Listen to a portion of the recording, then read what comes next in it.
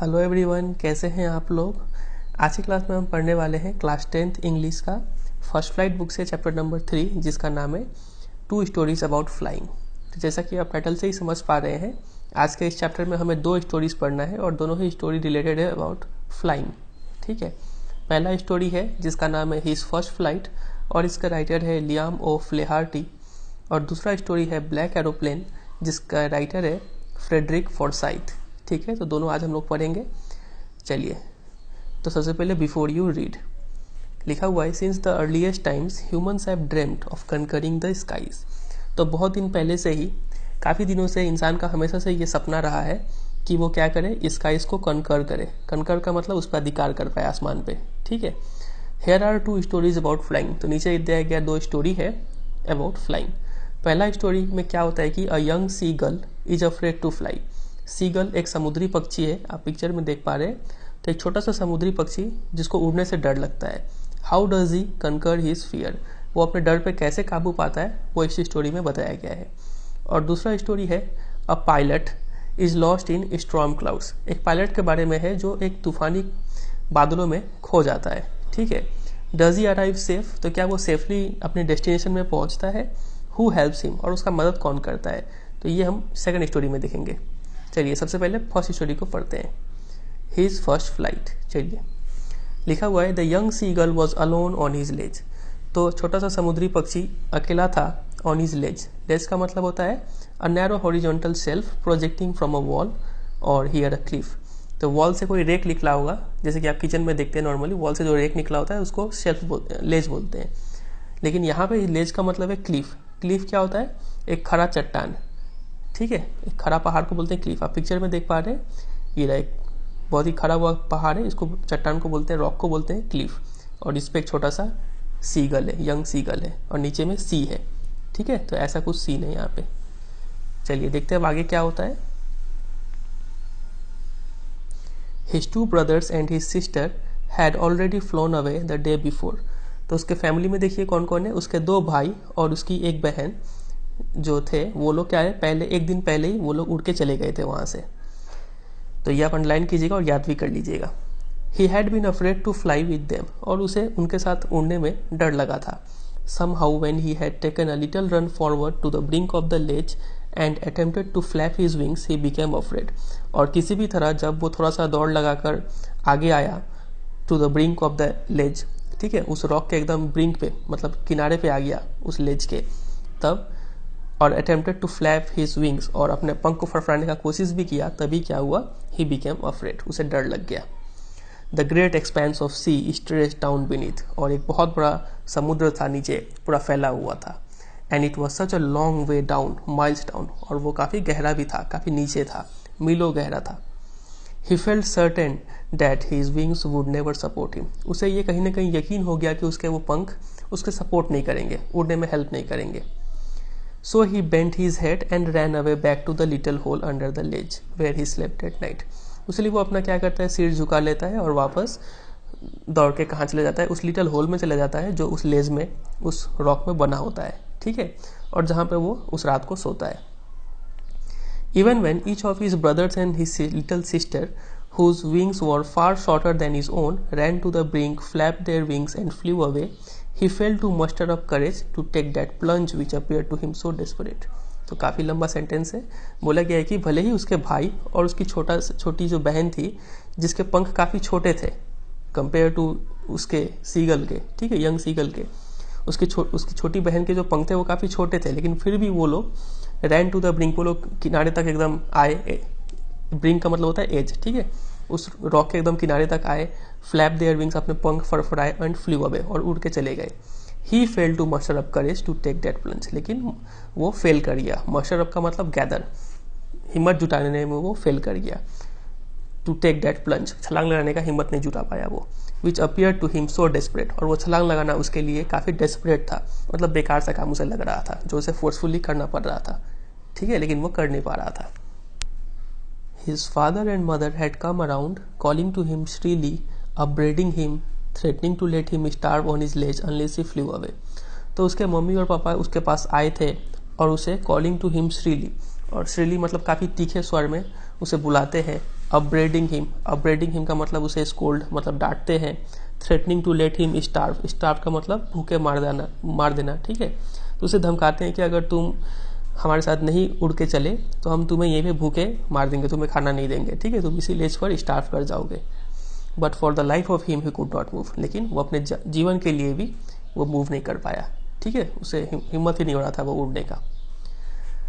Date was 24 hours ago, लेकिन ये जो इवेंट था कि उसके मम्मी पापा आए थे और उसे डांटे थे, ये सब 24 घंटा पहले हुआ था। सिंस देन, उसके बाद से nobody had come near him, उसके पास कोई नहीं आया था। द डे बिफोर, एक दिन पहले, ऑल डे लॉन्ग, सारा दिन, he had watched his parents flying about with his brothers and sisters, वो देखा था कि उसके पेरेंट्स जो है उसके भाई और बहनों के साथ सारे दिन उड़ते रहे आसमान में। Perfecting them in the art of flight, और उन्हें नए नए स्किल सिखा रहे थे, उन्हें परफेक्ट बना रहे थे कि कैसे उड़ा जाता है। Teaching them how to skim the waves, उन्हें सिखा रहे थे कि कैसे, मतलब उसके पेरेंट्स जो थे सिखा रहे थे उसके भाई बहनों को कि कैसे वेव्स को स्कीम किया जाता है। स्कीम का मतलब क्या होता है? To move lightly just above the surface, ठीक है। अब ये जो सी गल होते हैं, समुद्री पक्षी जो होते हैं, इनका काम क्या होता है? ये लोग समुद्र से मछली पकड़ के ले जाते हैं, ठीक है। तो उनको क्या करते हैं, सरफेस के एकदम ठीक ऊपर उड़ना पड़ता है और हल्का सा पैरों से टच करते हुए उस पैरों से, पंजों से मछली को पकड़ के फिर उड़ जाना होता है, ठीक है। तो वो वेव्स को टच जो करेंगे उसको बोलते हैं स्कीम करना, ठीक है। तो सिखा रहे थे कि कैसे वेव्स को स्कीम किया जाता है and how to dive for fish, और मछली को कैसे पकड़ा जाता है। He had in fact seen his older brother catch his first herring and devour it, और उसने तो ये तक भी देखा कि उसका जो बड़ा भाई था वो अपना पहला हरिंग का मतलब होता है a soft finned sea fish, एक मछली होता है, ठीक है। उसका बड़ा भाई एक मछली भी पकड़ लिया था, और डिवोर इट का मतलब टू ईट समथिंग क्विकली, काफी तेजी से खा भी रहा था। स्टैंडिंग ऑन अ रॉक, एक पहाड़ पे, ठीक है, पत्थर पे। While his parents circled around raising a proud cackle, और जैसे जैसे वो खा रहा था वैसे वैसे उसके पेरेंट्स गोल गोल घूर के घूम रहे थे और रेजिंग अ प्राउड कैकल, और काफी गर्व में अपना आवाज निकाल रहे थे, ठीक है। And all the morning the whole family had walked about on the big plateau midway down the opposite cliff taunting him with his cowardice, और सारी सुबह उसके पूरे जो फैमिली थे वो ऑपोजिट क्लिफ, एक क्लिफ तो ये है, ठीक है, और इसका सी पार करके एक और यहाँ पे क्लिफ होगा, तो दूसरे क्लिफ पर बाकी सारे फैमिली मेंबर पहुंच गए थे, इकलौता ये सी गली यहाँ पे बच गया था।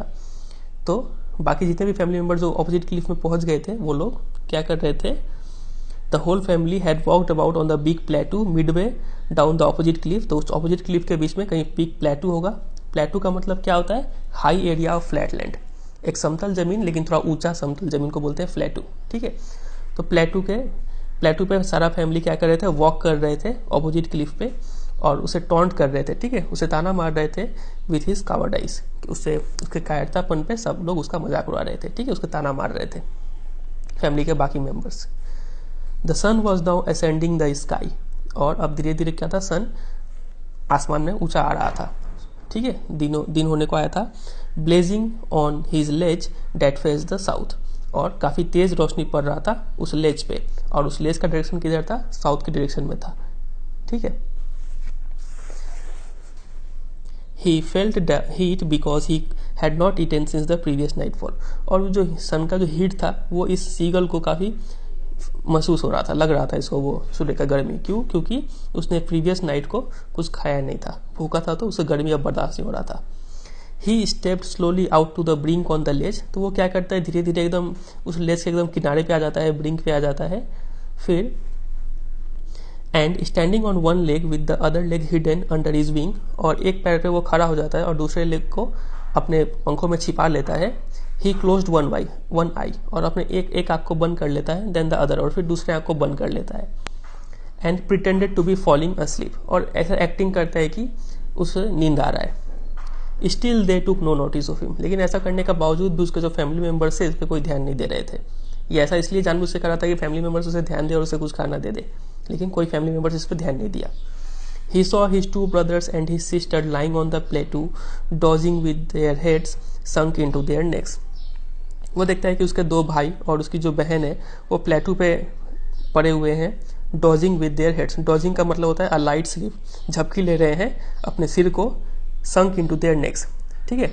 जब ये लोग सोते हैं तो अपने पूरा गर्दन को मतलब डुबा सा लेते हैं, ठीक है, तो वैसे करके लोग सोए हुए थे। His father was preening the feathers on his white back, और उसके पिताजी अपने फेदर्स को क्या कर रहे थे, प्रीनिंग कर रहे थे। प्रीनिंग का मतलब होता है making an effort to maintain feathers, अपने फेदर्स को थोड़ा ठीक ठाक कर रहे थे। Only his mother was looking at him, और सिर्फ उसकी माँ ही थी जो उसे देख रही थी।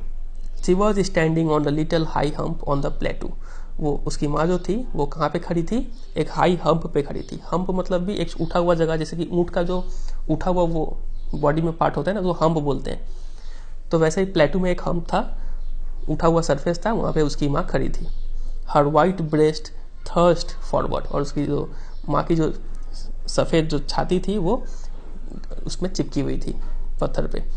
Now and again she tore at a piece of fish that lay at her feet and then scraped each side of her beak on the rock, और हर थोड़ी थोड़ी देर में वो क्या कर रही थी, एक मछली का टुकड़ा तोड़ रही थी, ठीक है। एंड ले that lay at her feet, जो मछली उसके पैरों पे पड़ा हुआ था वो मछली का छोटा छोटा टुकड़ा तोड़े जा रही थी। And then scraped each side of her beak on the rock, और उसके बाद अपने चोंच को दोनों साइड से रगड़ती है उस रॉक पे, ठीक है। आप देखे होंगे चिड़िया अक्सर ऐसा करते हैं। ऐसा वो क्यों करती है, ताकि वो लोग उसका जो बीक है, चोंच है, वो थोड़ा शार्प हो पाए, उसलिए वैसा करते हैं वो लोग। The site of the food मैडन्ड him, और वो खाना देखकर, मछली देखकर ये जो यंग सीगल था वो एकदम पागल सा हो गया, क्योंकि उसे बहुत तेज भूख लगा था। How he love to tear food that way, उसे कितना पसंद था उस फूड को ऐसे तोड़ना, ठीक है, ऐसे ऐसे करके खाना। Scraping his beak now and again to wet it, और अपने चोंच को थोड़े थोड़ी देर में रब करना। स्क्रैप मतलब रब करना, ठीक है। Now and again to wet it, ताकि रब क्यों करते हैं, ताकि वो क्या होता है, वेट हो पाए। वेट का मतलब क्या होता है, शार्प कर पाए उसको। गा गा गा he cried begging her to bring him some food, तो वो ऐसे करके बोलता है अपनी माँ को कि कुछ खाना लेके आओ। गो कोला सी डिक स्क्रीम बैक डेरिसिवली, डेरिसिवली मतलब काफ़ी गुस्से से उसका मजाक उड़ाते हुए, मतलब उस पर चिल्ला के बोलती है, ऐसा कुछ बोलती है। But he kept calling plaintively, लेकिन वो प्लेंटिवली का मतलब सैडली, वो उसे बुलाता जा रहा है, अपने माँ को रिक्वेस्ट किया जा रहा है कि मुझे कुछ खाना दो। And after a minute or so he uttered a joyful scream, और एक मिनट या फिर कुछ देर बाद उसके मुंह से क्या हुआ, एक खुशी भरा स्क्रीम, एक चीख निकला।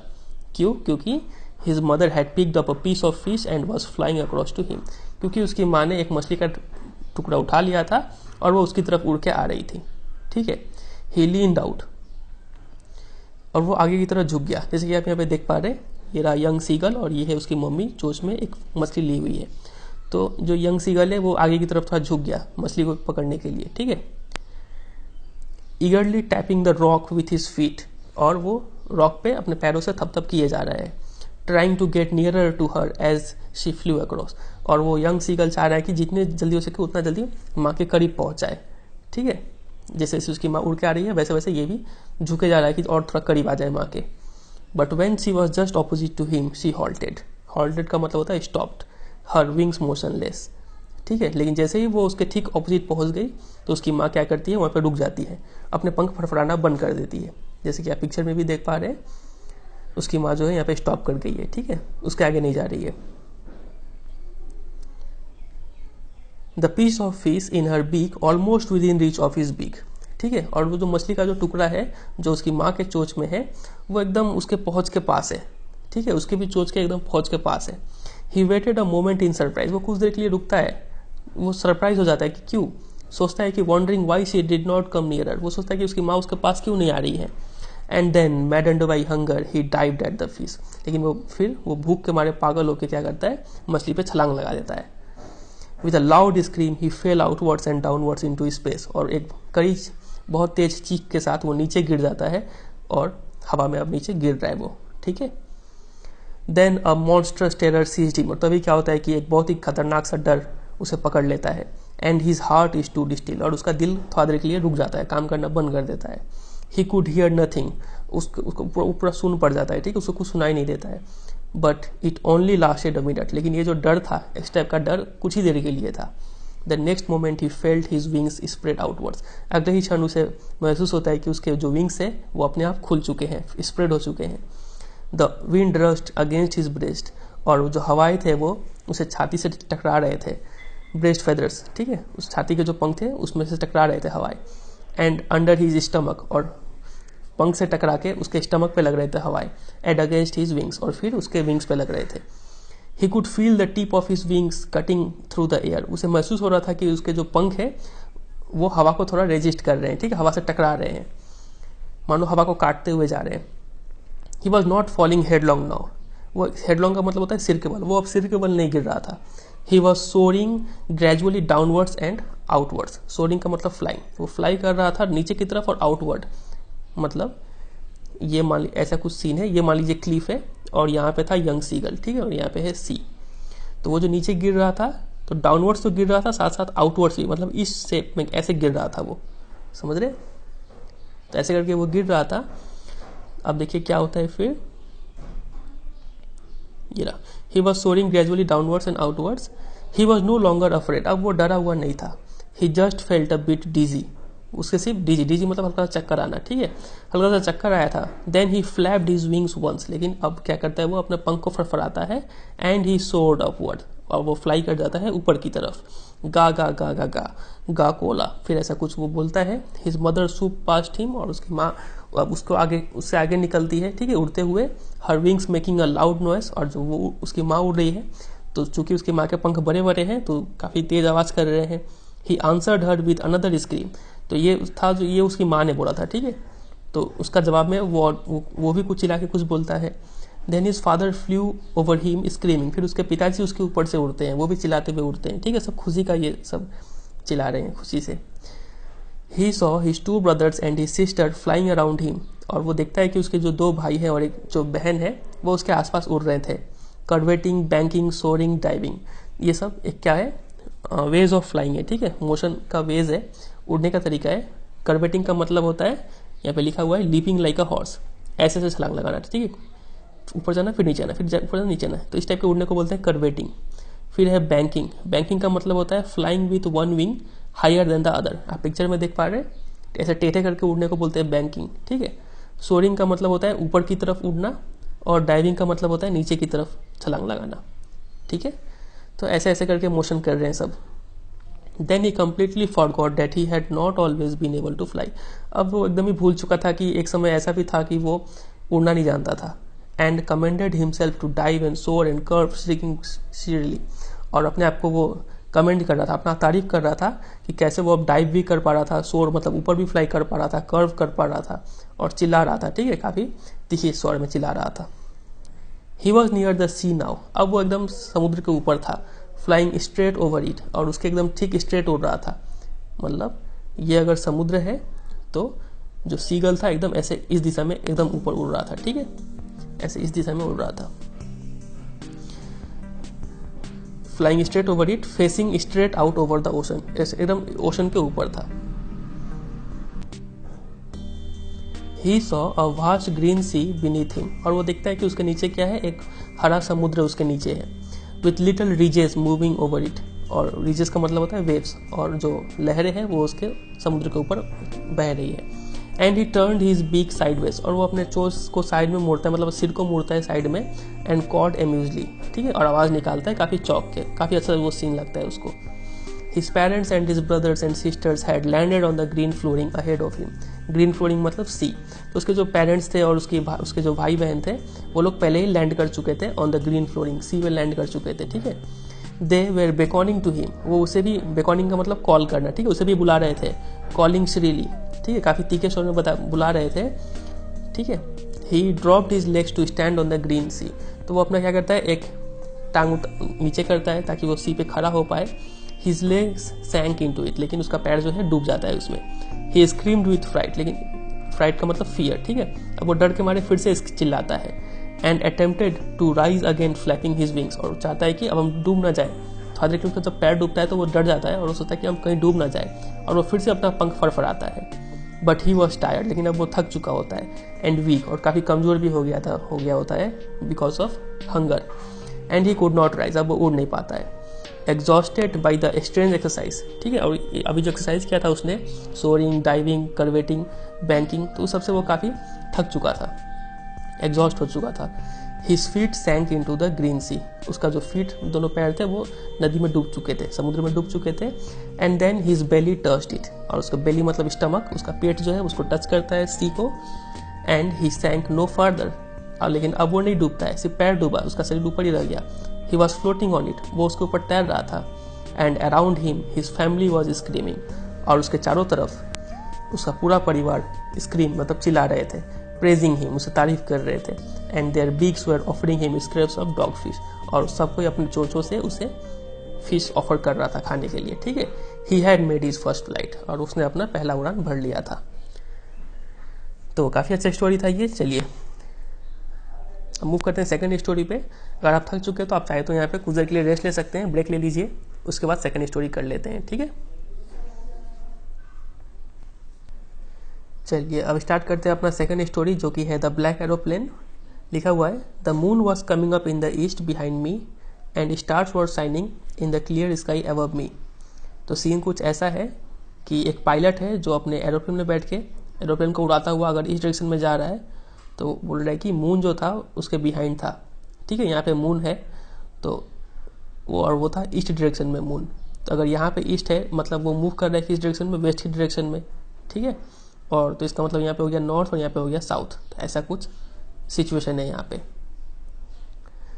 And stars were shining in the clear sky above मी, और ऊपर में क्या तारे टिमटिमा रहे थे, ठीक है। और स्काई काफ़ी क्लियर था, मतलब क्लाउड नहीं थे। There wasn't a cloud in the sky, कोई क्लाउड नहीं था। I was happy to be alone high up above the sleeping countryside, और मैं काफ़ी खुश था अकेला वहाँ पे प्रेजेंट रहकर, काफ़ी ऊपर था मैं above the sleeping countryside, और पूरे कंट्री के ऊपर जो वो कंट्री जिसके लोग सो रहे थे, ठीक है। कंट्री साइड मतलब रूरल एरिया, तो उसके ऊपर मैं उड़ रहा था और मैं काफ़ी खुश था। I was flying my old Dakota aeroplane over France back to England. अब ये काफ़ी इंपॉर्टेंट लाइन है कि वो जो पायलट था वो अपना डकोटा एरोप्लेन उड़ा रहा था। डकोटा एरोप्लेन कैसा होता है आप पिक्चर में देख पा रहे हैं। तो ये उड़ाता हुआ वो जा रहा था कहाँ से, फ्रांस से कहाँ जा रहा था, इंग्लैंड जा रहा था। I was dreaming of my holiday, और वो अपने ख्यालों में डूबा हुआ था, अपने हॉलीडे के बारे में सोच रहा था, छुट्टियों के बारे में। And looking forward to being with my family, और वो सोच रहा था कि मैं अपने फैमिली के साथ काफ़ी खुशी से टाइम बिताऊंगा। I looked at my watch, फिर मैं अपने घड़ी को देखता हूँ 1:30 इन द मॉर्निंग, और सुबह के 1:30 बज रहे हैं, मतलब रात के 1:30 बज रहे हैं। I should call Paris control soon, I thought, वो सोचता है कि मुझे अब पेरिस कंट्रोल रूम को कॉल कर लेना चाहिए। As I look down past the nose of the aeroplane, nose of the aeroplane क्या होता है आप पिक्चर में देख पा रहे हैं, एरोप्लेन का आगे का हिस्सा को नोज बोलते हैं। तो उसके आगे वो देखता है, ठीक है, नीचे देखता है तो क्या पाता है, I saw the lights of a big city in front of मी, देखता है कि आगे किसी बड़े शहर का लाइट्स कुछ दिख रहा था उसे। तो ये सोचकर वो सोचता है कि अब मुझे पेरिस कंट्रोल फ़ोन कर देना चाहिए। I switched on the radio and said, और मैंने रेडियो को ऑन किया और मैं रेडियो में बोला, Paris control Dakota DS 088 here, can you hear me, I am on my way to England, over. तो ऐसे वो लोग बोलते हैं, बात करने का तरीका होता है, वो बोलते हैं कि पेरिस कंट्रोल रूम, बोला कि आप मुझे सुन पा रहे हैं, मैं इंग्लैंड की तरफ मैं जा रहा हूँ, ठीक है। तो रेडियो से क्या आंसर मिलता है, the voice from the radio answered me immediately, वहाँ से जवाब मिलता है DS 088 I can hear you, ठीक है, मुझे तुम सुनाई पड़ रहे हो। You out to turn 12 degrees west now, बोला कि अब तुम्हें 12 डिग्रीज वेस्ट की तरफ टर्न करना है, DS 088 ओवर। तो I check my map and the compass, switch over to my second and last fuel tank and turn the Dakota 12 degrees west towards England. तो वो मैप चेक करता है, फिर कंपास को चेक करता है, ठीक है, और फिर अपना जो सेकेंड और उसका जो आखिरी फ्यूल टैंक है उसको ऑपरेशन में लाता है, और फिर डकोटा को 12 डिग्री वेस्ट की तरफ टर्न कर लेता है। I will be in time for the breakfast, I thought, वो सोचता है कि मैं सुबह नाश्ते वक्त पहुंच जाऊंगा। A good big English breakfast, ठीक है, और एक अंग्रेजी ब्रेकफास्ट होगा, वो काफ़ी अच्छा होगा। एवरीथिंग वॉज गोइंग वेल, हर चीज़ अच्छा जा रहा था। It was an easy flight, काफ़ी आसान सफ़र था। अब देखिए क्या होता है, Paris was about 150 kilometres behind me when I saw the clouds.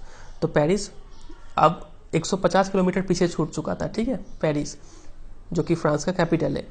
जब क्या होता है, तब राइटर क्या देखता है, आई सॉ द क्लाउड्स, तब उसे क्लाउड्स दिखते हैं। अभी तक तो क्लाउड्स काफ़ी, स्काई काफ़ी क्लियर था, लेकिन अब उसे क्लाउड दिखते हैं, और वो ऑर्डिनरी क्लाउड नहीं होता है, बल्कि स्ट्रॉन्ग क्लाउड्स होता है, तूफानी क्लाउड होते हैं। दे वर ह्यूज, और काफ़ी बड़े बादल थे वो। They look like black mountains की तरह दिख रहे थे, standing in front of me across the sky, और ठीक मेरे सामने खड़े थे पूरे स्काई में। I knew I could not fly up or over them and I did not have enough fuel to fly around them to the north or south.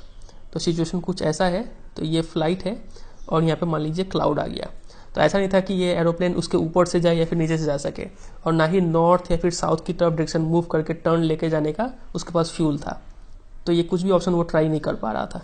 ठीक है, तो वो यहाँ पे लिखा है कि नहीं, I could not fly up or over them and I did not have enough fuel to fly around them to the north or south. Fuel भी उतना नहीं था कि वो north or south direction move turn करके फिर चला जाए। I out to go back to Paris. मुझे अब वापस क्या जाना पड़ेगा, पेरिस जाना पड़ेगा, इंग्लैंड जाने छोड़ना पड़ेगा। आई थॉट, मैं सोचा, but I wanted to get home, लेकिन मुझे घर जाना था, वहाँ पे नाश्ता करना था। आई वॉन्टेड दैट ब्रेकफास्ट, मुझे वो नाश्ता चाहिए था। I will take the risk, वो सोचता है कि मैं ये रिस्क लूंगा, इस क्लाउड के से होकर गुजरूंगा। I thought and flew that old Dakota straight into the storm, और वो ओल्ड डकोटा मैंने सीधा उस तूफान वाले बादल में फ्लाई कर दिया। ठीक है, इनसाइड द क्लाउड्स, अब बादल के अंदर एवरीथिंग वॉज सडनली ब्लैक, हर चीज़ ब्लैक हो गया था। It was impossible to see anything outside the aeroplane, aeroplane के बाहर कुछ नहीं दिख रहा था। The old aeroplane jumped and twisted in the air, और वो पुराना जो मेरा डकोटा एरोप्लेन था वो जंप कर रहा था, मानो हवा में ट्विस्ट हो रहा था, मुड़ चुड़ रहा था। I looked at the compass, मैं कंपास में देखा। आई could not believe my eyes, और मुझे अपने आंखों पर विश्वास नहीं हुआ। क्या देख रहा है उसने देखा कि the compass was turning round and round and round, compass गोल गोल घूमे जा रहा था। तो यह पिक्चर में भी देख पा रहे हैं यहाँ पे कि ब्लैक क्लाउड में ये पायलट फंसा हुआ है। ठीक है, पायलट फ्रांस से होके कहाँ जा रहा है, इंग्लैंड जा रहा है, क्योंकि इंग्लैंड में शायद छुट्टी बिताने जा रहा होगा और वहाँ पे वो उसको नाश्ता काफ़ी पसंद है, तो ये सोच के वो जा रहा है, लेकिन ये बादल में अब फंस चुका है।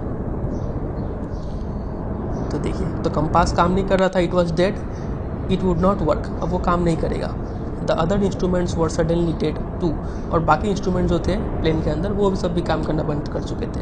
आई ट्राइड द रेडियो, फिर मैंने रेडियो ट्राई किया और उसमें बोला Paris control can you hear मी, ये सब बोला। देयर वॉज नो आंसर, लेकिन कोई जवाब नहीं मिला उस रेडियो से। The radio was dead too, radio भी अब खराब हो चुका था। I had no radio, no compass and I could not see where I was, ना रेडियो था ना कंपास, और मुझे दिखाई भी नहीं दे रहा था कि मैं कहाँ हूँ। I was lost in the storm, मैं खो गया था उस तूफान में। Then in the black clouds quite near me I saw another aeroplane, तभी उस काले बादलों में काफ़ी ठीक मेरे सामने I saw another aeroplane, मुझे एक और एरोप्लेन दिखाई दिया। तो आप यहाँ पे देख पा रहे हैं, ये रहा वो aeroplane. It had no lights on its wings, उसके विंग्स पर कोई लाइट नहीं थे। ठीक है, इस पंख पे कोई लाइट नहीं थे। But I could see it flying next to me through the storm, लेकिन मैं उसे देख पा रहा था कि वो ठीक मेरे बगल में फ्लाई कर रहा था उसी तूफान में। आई could see the pilots face, मैं उस पायलट का फेस भी देख पा रहा था, टर्न टूवर्ड्स मी, और वो ठीक मेरी तरफ देख रहा था। I was very glad to see another person, और मुझे देखकर काफ़ी खुशी हुआ कि चलो कोई और एक इंसान भी है इस तूफान में। ही lifted one hand and wave, और वो एक हाथ उठा के मुझे मेरी तरफ इशारा भी करता है। Follow me, he was saying follow me, वो बोल रहा था कि मुझे फॉलो करो, मेरी दिशा में मूव करो। He knows that I am lost, I thought, तो मैंने सोचा कि उसे पता है कि मैं खो चुका हूँ, मैं भटक गया हूँ। He was trying to help me, वो मेरा मदद करना चाह रहा था। He turn his aeroplane slowly to the north, फिर वो अपने एरोप्लेन को नॉर्थ की तरफ टर्न करता है। इन फ्रंट ऑफ माई डकोटा, ठीक है, और ठीक मेरे डकोटा के सामने आ जाता है। So that it would be easier for me to follow him, ताकि मैं उसे फॉलो ईजिली कर पाऊँ। I was very happy to go behind the strange aeroplane like an obedient child, और मैं ठीक उस ओबीडियंट चाइल्ड, एक आज्ञाकारी बच्चे की तरह मैं उस एरोप्लेन के पीछे पीछे हो लिया। आफ्टर हाफ एन आवर, उस आधे घंटे बाद, the strange black aeroplane was still there in front of me in the clouds, आधे घंटे बाद वो अजीब सा काला एरोप्लेन अभी भी मेरे सामने था उस बादलों में। Now there was only enough fuel in the old Dakota's last time to fly for 5 or 10 minutes more, अब मेरे जो डकोटा एरोप्लेन था उसमें सिर्फ इतना ही फ्यूल बचा था जिससे कि वो 5 से 10 मिनट तक और उड़ पाए। ठीक है, I was starting to feel frightened again, और मेरे अंदर फिर से वो डर आ गया। But then he started to go down and I followed through the storm, फिर वो अचानक से नीचे जाना स्टार्ट कर दिया और मैं भी उसे नीचे नीचे हो लिया।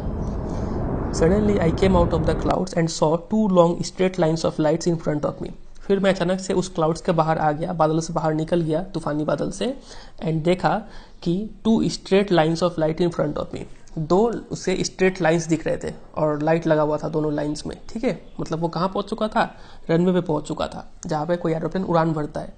इसका मतलब वो एक एयरपोर्ट पे आ चुका था और वो आई वॉज सेफ, मैं सेफ था।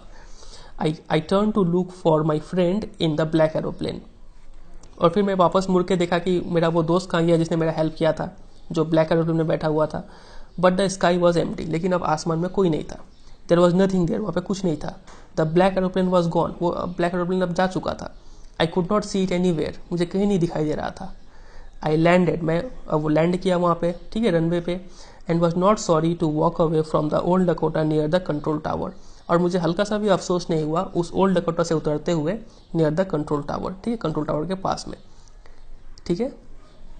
आई went and asked a woman in the control tower where I was, तो मैं गया और उस वुमन से पूछा कंट्रोल टावर में जो बैठी हुई थी कि मैं अभी कहाँ पे हूँ, एग्जैक्ट लोकेशन क्या है।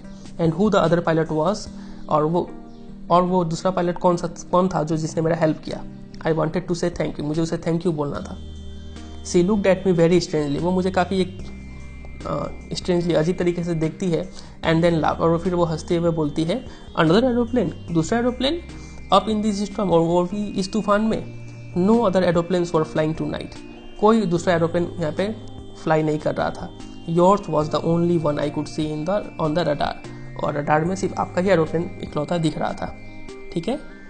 So who help me to arrive there safely without a compass or a radio and without any more fuel in my tanks, तो वो सोचता है कि कौन मेरा मदद किया, जिसने मुझे सेफली अराइव करने में हेल्प किया, वो भी बिना कंपास और रेडियो के, और जहाँ तक मेरे टैंक में भी कोई ज़्यादा फ्यूल नहीं था।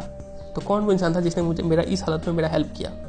Who was the pilot on the strange black aeroplane, और उस ब्लैक एरोप्लेन में कौन वो पायलट था। फ्लाइंग इन द स्टॉर्म, जो उस तूफान में उड़ रहा था विदाउट लाइट्स, और वो भी बिना लाइट के।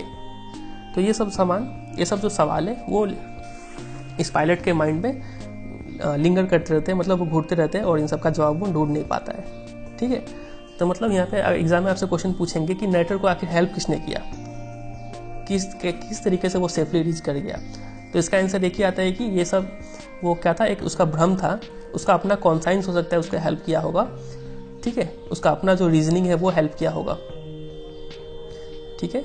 मतलब बोल सकते हैं कि it was his own capability as a pilot which led him out of that black cloud, अपना कैपेबिलिटी था, उसका अपना कॉन्फिडेंस था जो उसे उस ब्लैक क्लाउड से बाहर निकाला।